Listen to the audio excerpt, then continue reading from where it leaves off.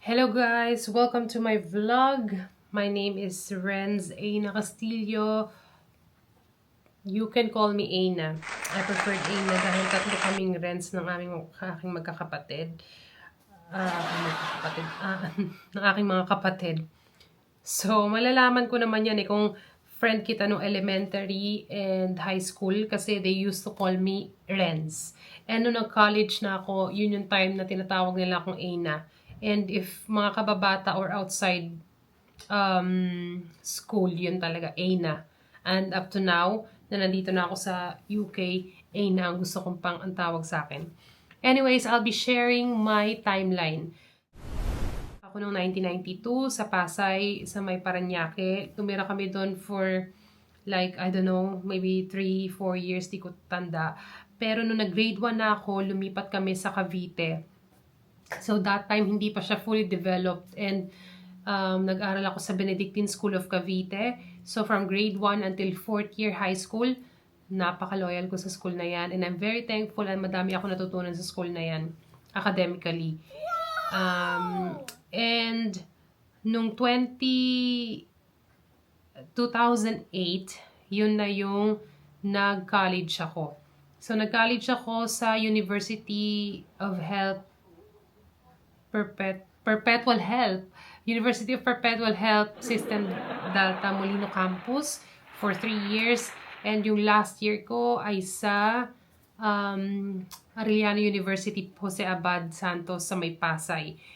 And yun, yung reason kung ba't dalawa yung school ko ay noong 2012, or no, not 2012, 2011, parang yung Perpetual Health ay nagkaroon ng mababang percentage of passers ng board exam. So, gumawa sila ng exam para i-eliminate yung mga estudyante that time na maaring hindi makapasa. So, in short, ginudge nila kami na hindi kami makakapasa o in one take. If, having said na-fail namin yung exam na binigay nila noong 3rd year kami.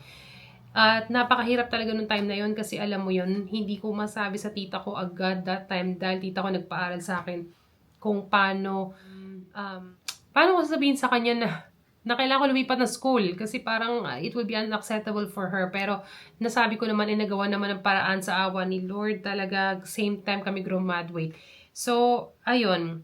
At hindi pala ibig sabihin na binattery exam nila kami no 3rd year kami, hindi na kami makakapasa sa exam. I was one of the luckiest and blessed one na nakapasa in one take. So, graduate ako sa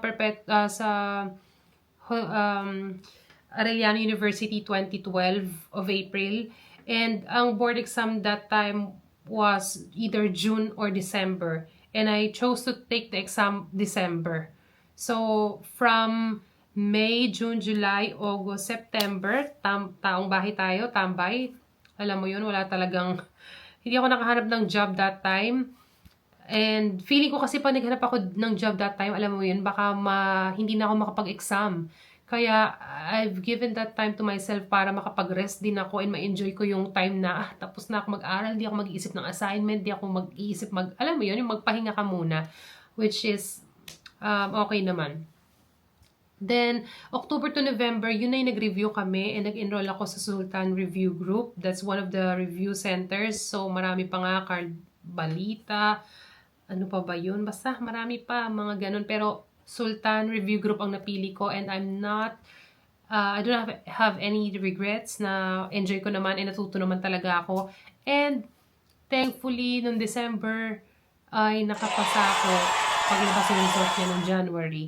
So, January, yun na, pasado ang atin nyo at akala ko easy lang maghanap ng trabaho. Actually, before pa lumabas yung result, naghahanap na ako ng trabaho nun sa mga hospitals na malapit, Molino Doctor, St. Michael, basta yung mga hospital dun sa malapit sa area kung kami nakatira dyan sa Cavite.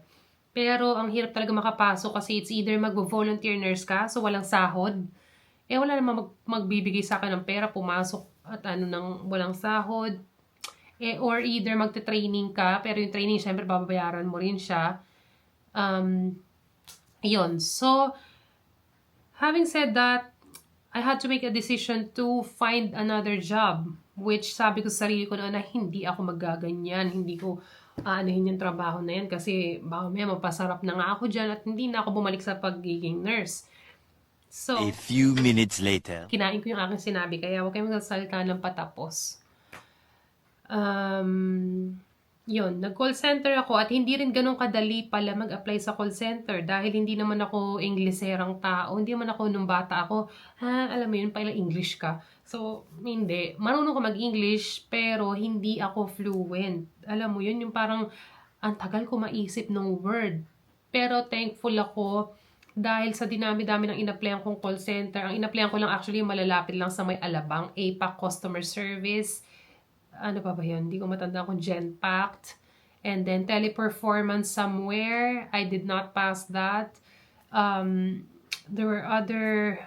Basta meron ako mga in-apply na hindi talaga ako natanggap and I was losing hope. I was being very depressed na sinasabi ko sa sarili ko na, ba't ganun? Hindi ata ako magaling, hindi ata ako para dito, hindi ata ako matatanggap.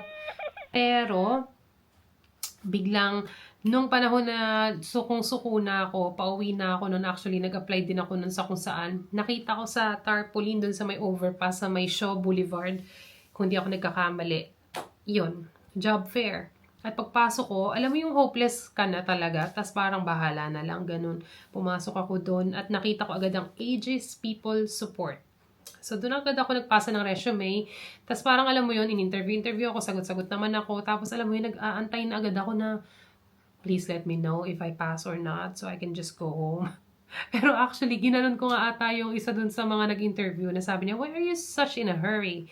Sabi ko, kasi I just passed by. I don't have any plans to come here. But, you know, I was just trying my luck. And I wanted to know if I pass or not so I will go home. And sabi niya, kaya ka nga nandito, kaya hindi ka pa namin pinapauwi kasi tanggap ka na. So, tanggap ako. Tapos, nag-undergo pa kami ng interviews noon that time. And, ayun, tanggap talaga ang lola ninyo at nag-start naman kami. Pero napakababa pa ng sahod nun. Pero thankful pa rin ako. Kaysa wala, di ba? Kaysa tumambay ako or wala akong magawa. Ang tingin ko offer nun, 13 or 14,000 pesos per month. Not including yung mga night differential, mga bonuses for anything. And hindi ko rin alam kung anong company yun talagang meron doon. Basta in-applyan ko lang talaga siya. Tapos ang mga tanong ata sa akin, oh no, naalala ko. What do you need when you're traveling overseas? And sabi ko lang, passport, ganyan, flight ticket, tapos alam mo yun, mga sagot ko yung mga typical at alam ng mga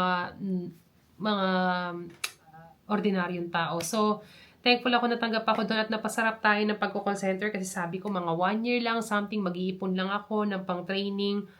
Pero napasarap ako. So, from 2013 of April, 14, 15, 16, 17, 18. So, 5 to 6 years, nandun ako. Yun. Hindi, ang bilang ko dapat ata. Basta yun, 5 years nandun ako. And within that time frame, sinasabi sa akin ng tita ko na nagpaaral sa akin na hindi, ano gagawin mo sa pinampaaral ko sa'yo? Ganyan, diyan ka na lang, hindi ka na mag-a-apply, magbalik na loob sa nursing, ganyan.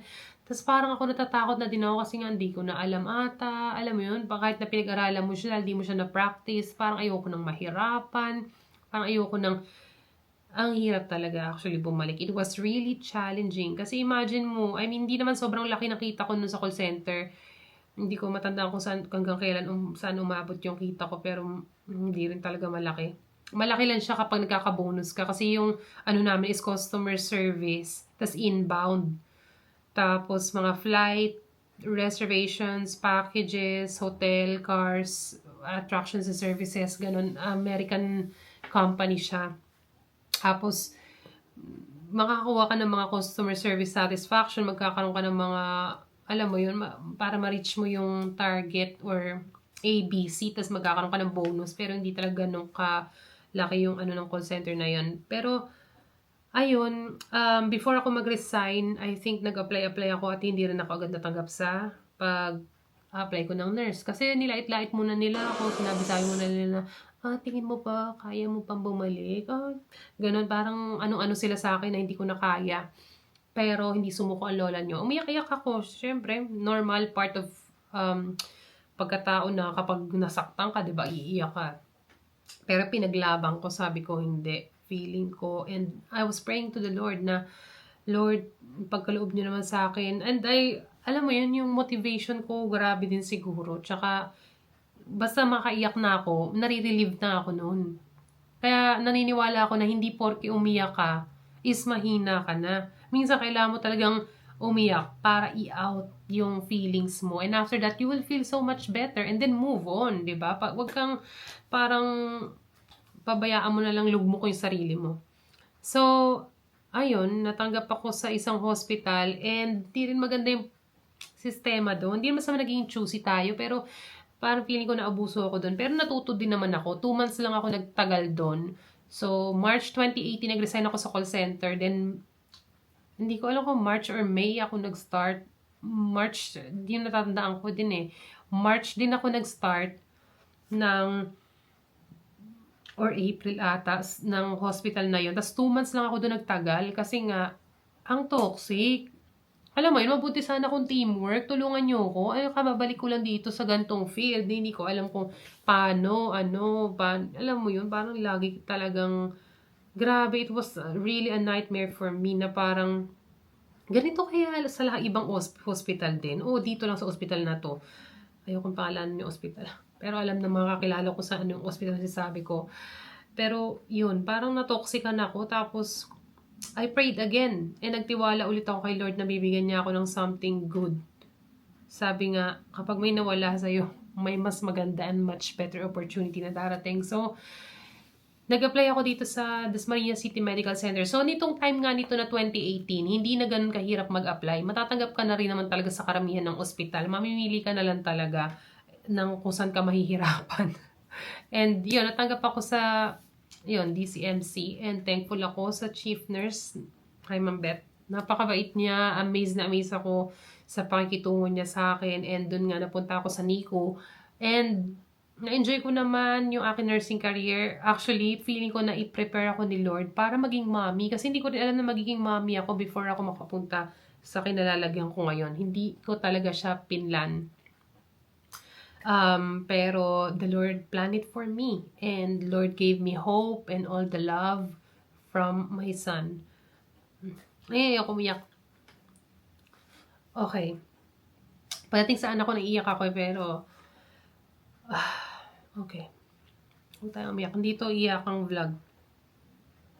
So, ayun na nga. Nung nag-start ako sa DCMC, yun, masaya din ako, pero marami din naging challenges, alam mo yun, na hindi ka ganun ka-competent ng iba, na yung mga kabatch ko na graduate na mas magagaling na sa akin is mas matatalino, mas magagaling, mas skillful sa akin. Pero, ano lang, basta ako, eager akong matuto, ganun, ayoko lang naabusuhin, and nagwi-wish and lang ako ng support from people around me that time, which is okay naman yung mga nakipakisamahan ko, napupull out man, ang hirap talaga pag mapupull out ka, no? Kasi, alam mo, nasa NICU ka, ang mindset mo, doon ka duty eh. Tapos, although minsan nga kasi wala namang pasyente. Tapos, tatawagin ka sa ward, tutulong ka, tapos wala kang kaalam-alam sa mga pasyente, natatakot ka magkamali, natatakot ka sa ganito, tapos may mga relatives pa na grabe magtanong, grabe ganyan, tapos ipe-pressure ka pa ng mga ka-work mo, ng iba-ibang tao, alam mo yun, na parang, basta ganun. Bawal magkamali. Bawal mo sabing hindi mo alam. And, syempre, as a nurse, dapat naman talaga alam mo. Pero, dito ko na-realize sa UK na marami talagang kaibahan. At marami tayong toxic culture dyan sa Pilipinas. Na, ayun talaga. Toxic talaga siya. Anyways, ayun. Doon na nagsimula ang aking career comeback sa DCMC, and I'm very, very thankful na binigyan nila ako ng opportunity, chance, and experience dyan. Dahil dyan ko na-build yung aking dreams to go abroad. And akala ko talaga hindi na mangyayari. Watch my next vlog para sabihin ko sa inyo, i-inspire ko naman kayo paano ako nakapunta dito. Or maybe yung mga struggles ko muna pala bago ako makapunta dito. Bye!